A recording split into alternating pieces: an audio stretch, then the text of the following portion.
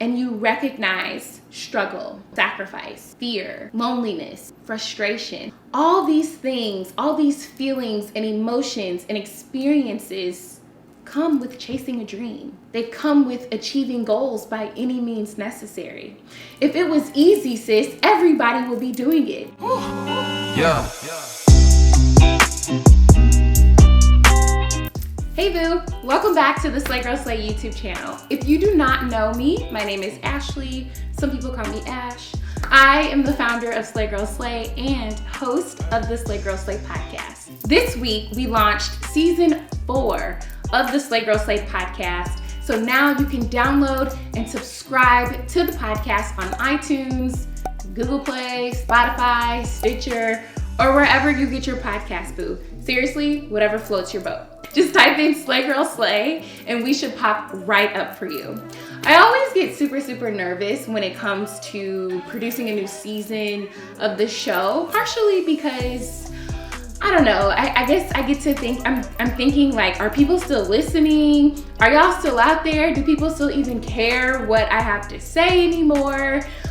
Is there anything else to say? You know, just several questions that pop through my mind, and I go through several rounds of imposter syndrome, and it really puts me down. The other part is mentally preparing myself to pour into every episode that I put out. I try to be as transparent as possible with my listeners and be open and honest with them about things that I go through and things that are important to me. And sometimes it's very scary, and I fear that I'll say something that will be misconstrued, or maybe no one will really relate to what I have to say. And so it's really this minefield that I have to get through almost before producing a new season. Season 3, which was produced entirely in quarantine, was by far the hardest season that I had to produce. I mean, amongst the regular things that sometimes make podcasting hard, like deciding on topics or recording and editing, just the whole process around producing a show, it was still 2020. We were collectively going through so much and everything was happening. I mean, obviously I don't have to get into the details because we all lived it. And things were happening left and right, and there were days where I just didn't even turn on the news or the TV. There were days where I didn't even open up social media because I was afraid of what was gonna pop up on my timeline, which in turn made it hard for me to continue my regular schedule of podcasting and putting out episodes every Monday. I'd like to think that my podcast is a place where people go to get light, right? And my goal is always to inspire and to motivate and to help just one person with every episode. So dealing with what we were dealing with in quarantine, I live by myself in LA, so I was severely alone. And it was just so much, right? I was struggling with a lot personally. COVID was happening, and before COVID even hit, I was told that I was being let go from my job. It was devastating at the time. But in my mind, I was just gonna get another job, right? I was living in this beautiful apartment in Los Angeles. It was always my dream to live in another state.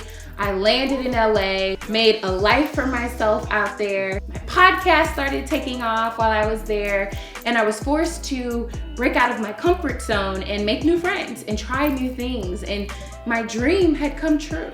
Up until that point, aside from having my own business and being this girl boss, was coming to LA, and I made that dream come true. And I felt like I earned my apartment, right? I felt like I earned the right to experience the things that I got to experience. But when I learned about my job being phased out, let me do that again, phased out, my first thought wasn't that I had to leave LA. It was, you need to find a new job because you pay LA rent. That was the first thing that I thought about. You pay LA rent, sis. And my friends that are in LA, y'all know the drill. So I'm applying for job after job after job, and I am getting nowhere. And then COVID happens. And I share this entire story on my podcast. It's the final episode of season 3. But in short, I ended up dropping everything, packed up, moved back home to cut down my expenses and run Slay Girl Slay full time. And y'all, it sounds very glamorous when I say it out loud, but it wasn't. I cried a lot. I cried a lot. Partially because I'm a bit of a crybaby, not that I'm 31, but I had to make a decision, and that decision was work for someone else or do Slay Girl Slay full time and give this brand, this business, absolutely everything that I've got. And it was by far the hardest thing that I've ever had to do. I always thought that I would quit my job and then I'd be doing Slay Girl Slay full time as an entrepreneur and become this billionaire. And then I'd have tea with Michelle Obama one day. Who doesn't want to have tea with Michelle Obama? We can have lunch too. But in all actuality, it was losing a job and turning in the keys to my apartment and moving back into my childhood bedroom, moving back in with my parents. Like, Lord, are you still on the throne? Please let me know. And a whole list of other things that I had never prepared myself for.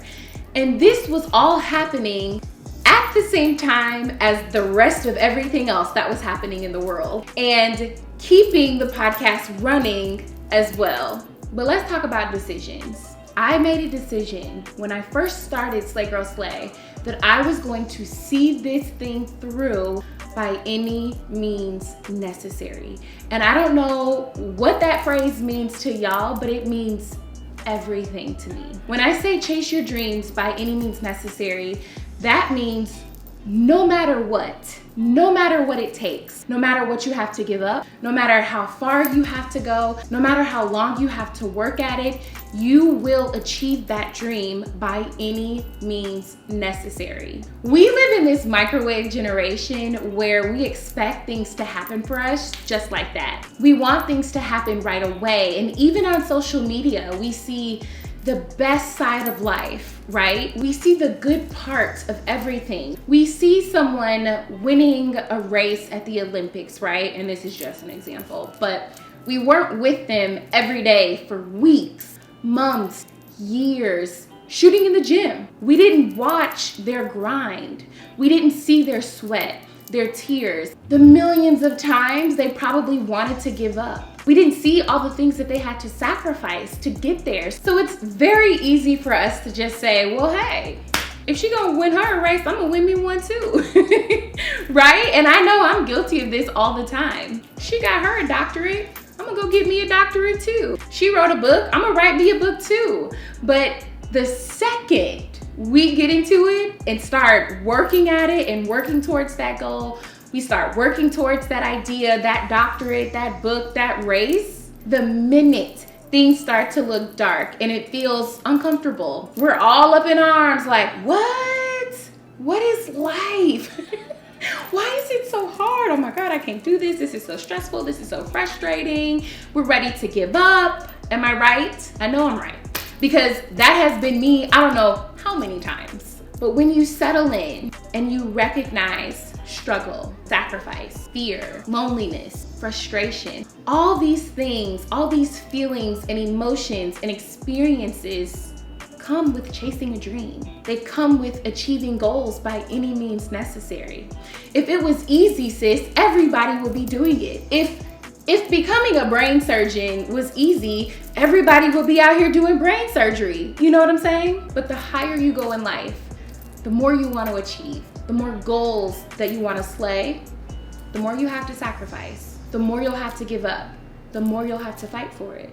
The question is though, are you willing to fight for it? Are you willing to cry it out in your pillow, in your bed by yourself some nights? Are you willing to look crazy and march to the beat of your own drum sometimes? Are you willing to make life-changing decisions with no idea, no evidence of the outcome? Are you willing to walk down this path and keep walking down this path with no idea of when the end of this road will come? Am I making sense? Most people are willing to live a life that they don't love because they can't stand to live a life of discomfort. And I'm sorry if that's triggering to you. That's not my intention. I'm not trying to be mean or hurtful. But these Instagram quotes be flying all over the gram and everybody's talking about what they about to do, how they about to do it, and how boss they are, and how bold they are, and how bomb they are. But off Instagram, when it's time to give up that car you love, so much, right? And drive something cheaper to save money. When you've worked a 12-hour shift at work and you come home and you're exhausted and it's time to dedicate 2 to 3 hours to your passion. When it's time to miss out on the events and the happy hours, when you can't hang out with your friends like you used to, will you continue to be boss, to be bold, to be bomb in everything that you do? I have to believe that if you are a listener to my show and you've subscribed to this channel, that there is something within you to be the type of person that will chase his or her dreams by any means necessary. I believe my listeners are people who don't care what other people think about them, who don't care what society predetermines for them. They are trend-setting, dream-chasing, goal-smashing, wig-snatching people who are 100% about that life. Be about that life, boo. You don't want to look back 10 years from now still thinking about the things that you wish you had done when you were 20 and 30 and 40, you know? If there is something pressing on your heart right now and something that you really want to do, a place that you really want to go, something that you really want to achieve, you are obligated to see it through. I am obligated to see something happen for myself that I dream up in my mind, something that keeps me up at night. I have to see it. I refuse to look back on my life in the next 2 years, 3 years, 5 years, 10 years from now, wishing that I had followed through, wishing that I had chased every single thing that I wanted, no matter how uncomfortable I had to be to get there. All year while this transition was happening for me, I was in the darkest place mentally and battling my own thoughts and fears about what my family was going to think. And am I good enough to make this business happen for myself? Will I ever get back on my feet again? But y'all, on paper, that was the best year for Slay Girl Slay. So I say that to say, if you're my person that's struggling right now and you're in the thick of it and you're ready to give up, just remember, things will keep working as long as you do. Things will keep chugging along as long as you keep putting in the effort. Keep going, boo. All that other stuff will be there after you reach your goals and your dreams. And if not, something better will be there. If you're worried about losing people, about losing friends, if they're not pushing you like you push yourself, then maybe it's time to get another friend circle. Keep going. Keep grinding. And the sacrifices that you've made and the tears that you've cried and the pain that you may have felt will be worth it. The experiences you go through and the emotions you feel while you're on this path to a dream are all temporary. Struggle is temporary. Tears dry up eventually. And that frustration that you had eventually turns into knowledge. The things that once hurt you before don't hurt you anymore. But that sense of accomplishment, that feeling that you get when you're proud of yourself for doing something you said that you were actually going to do. That feeling of seeing a dream come true, that lasts a lifetime, boo. Believe that. That's it for today's video, boo. If no one told you this today, I am proud of you and I do believe in you. And there's truly nothing that you can't do if you don't put your mind to it. Wherever you are in the world, have a beautiful rest of your day. And always remember, it costs nothing to be kind. Show up and show out today and be the best you that only you can be. Until next week, we'll chat soon, boo. Peace.